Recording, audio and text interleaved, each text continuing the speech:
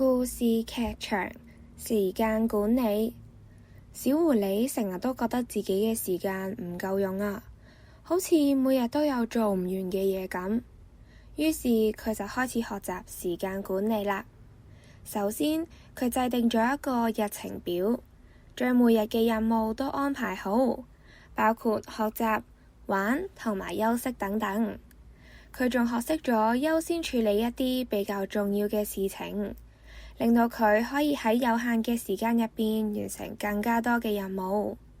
每當佢按時完成計劃之後，都會覺得非常之滿足㗎。透過良好嘅時間管理，佢唔單止提高咗自己嘅學習效率，仲可以擁有更加多嘅時間去享受生活添。呢一個就係時間管理嘅重要性啦。想聽更加多嘅故事，可以致電27778899撳2字，又或者喺 YouTube 搜尋小樹窿電台 Podcast 頻道重溫。拜拜。